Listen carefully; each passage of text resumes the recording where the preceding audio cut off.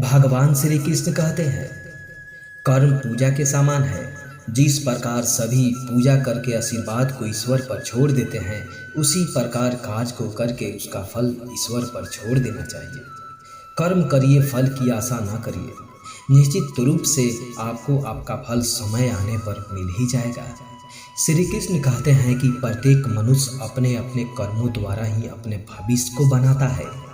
वह अपने अच्छे कर्मों के द्वारा जहाँ पुण्य अर्जित करता है, वहीं एक अच्छा भविष्य भी बनाता है। अच्छे कर्मों से मनुष्य को अच्छा अनुभव प्राप्त होता है और सफलता भी मिलती है। कर्म यदि मेहनत से किया गया हो तो उसका फल हमें स्वयं ही प्राप्त होता है। यदि कोई बिना कर्म किए अच्छे फल की आशा कर रहा है और भगवान से रोज रोज अपनी सफलता की कामना कर रहा है, तो निश्चित रूप से वह अपने भविष्य को अंधकार में धकेल रहा है। अपने कार्य को पूरी कर्तव्य निष्ठा से करने की कोशिश करनी चाहिए।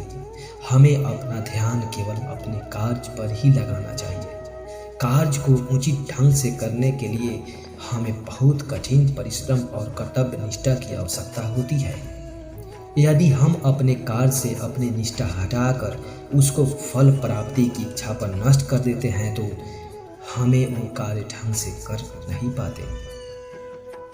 यदि हम अपने कार्य से अपनी निष्ठा हटाकर उसको फल प्राप्ति की इच्छा पर नष्ट कर देते हैं, तो न ही हम उस कार्य को ढंग से कर पाते हैं और न ही हमें कार्य का फल मिल पाता है। अतः कर्म करे, फल की आशा न करे। मन अत्यधिक चंचल प्रवृत्ति का होता है। मन जैसा चाहता है वह वैसा ही कार्य करने लगते हैं। कभी कभी मन हमें कुछ अनुचित करने को भी बाध्य कर देता है, जो कि बाद में हमें कठिनाई में फंसा देता है। अतः अपने मन को काबू में रखना चाहिए। मन को सदैव अपने अनुसार चलाना होगा, वरना वो हमारे शत्रु के रूप में हमारा पतन कर देगा। जिन व्यक्तियों को संदेह की आदत लग जाती है, वे हर कार्य को करने और कुछ घटित होने पर संदेह करते रहते हैं, जो कि उस कार्य के होने के लिए अशुभ होता है और हो सकता है कि कार्य बिगड़ भी जाए। इस तरह वह मनुष्य सदा दुखी रहता है।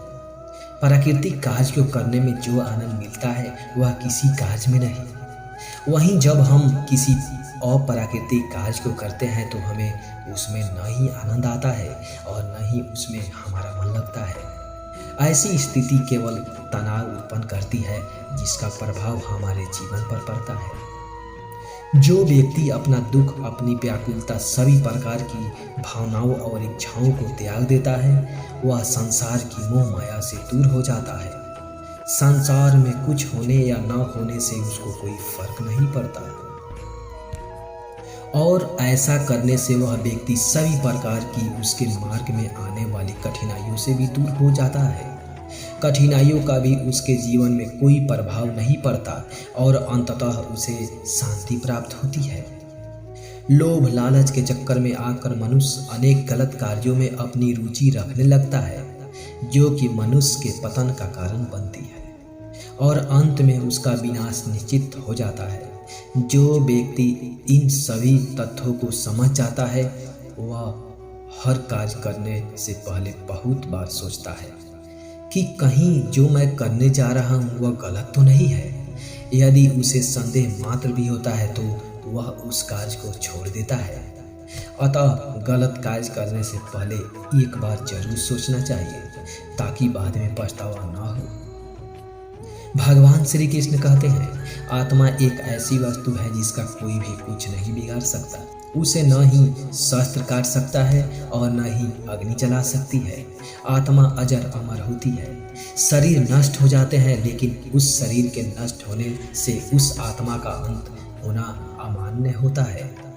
आत्मा शरीर के नष्ट हो जाने के बाद एक नए सफर में निकल पड़ती है और इस सफर का अंत होता है मोक्ष।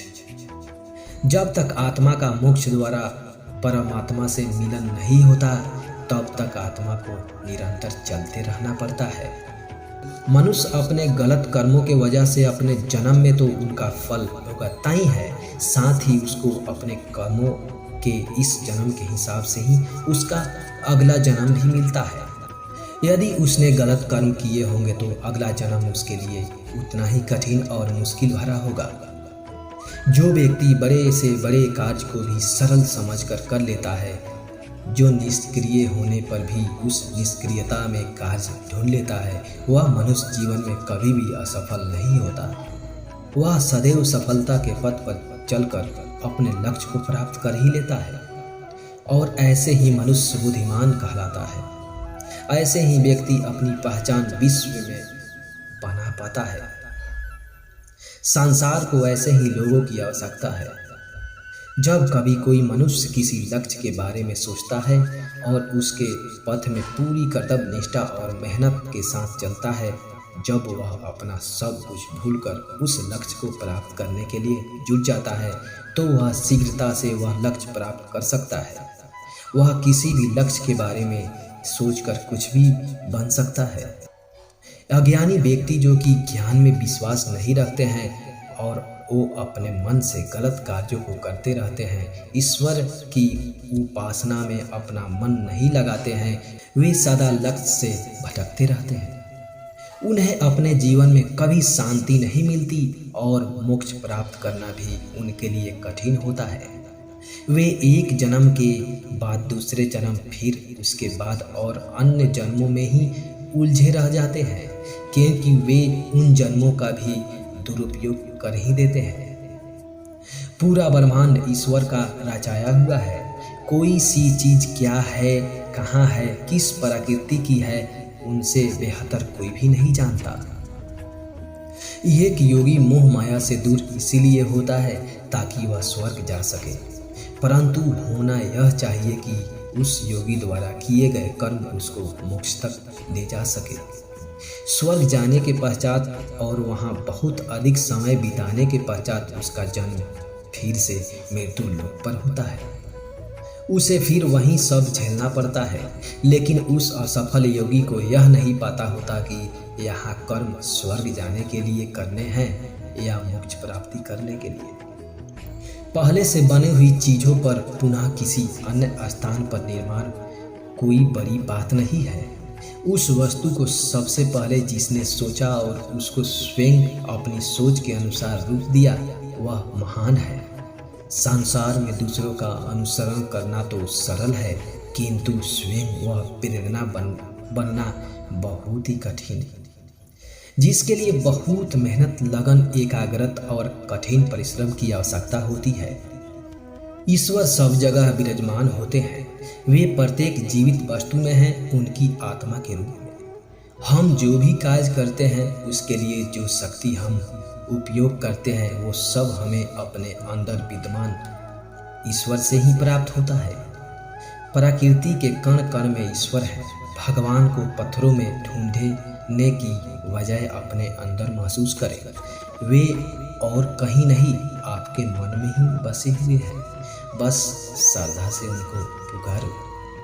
श्री कृष्ण कहते हैं, जो कार्य आज तुम्हें दर्द दे रहा है, कल वही तुम्हारी सबसे बड़ी ताकत बनेगा। श्री कृष्ण कहते हैं, जो आपका गुस्सा सहन करके भी आपका ही साथ दे, उसको उससे ज़्यादा प्रेम कोई नहीं कर सकता। गीता में स्पष्ट लिखा गया है कि निराश न हो, कमजोर आपका वक्त है, आप नहीं। जो बुरे वक्त में आपकी कमियां गिनाने लग जाए, उससे बड़ा मतलबी इंसान कोई नहीं है। मुस्कान का कोई मोल नहीं होता, रिश्तों का कोई तोल नहीं होता। लोग तो मिल जाते हैं हर रास्ते पर, लेकिन हर कोई आपकी तरह अनमोल नहीं होता। जो मनुष्य हार और जीत से परे होता है, वह दूसरों की जीत में भी आनंद का अनुभव करता है। यदि प्रेम का मतलब सिर्फ पा लेना होता, तो हर हृदय में राधा कृष्ण का नाम नहीं होता। व्यक्ति जो चाहे बन सकता है, यदि वह विश्वास के साथ इच्छित वस्तु पर लगातार चिंतन करे। हाथ से किया हुआ दान और मुख से लिया भगवान का नाम कभी व्यर्थ नहीं जाता।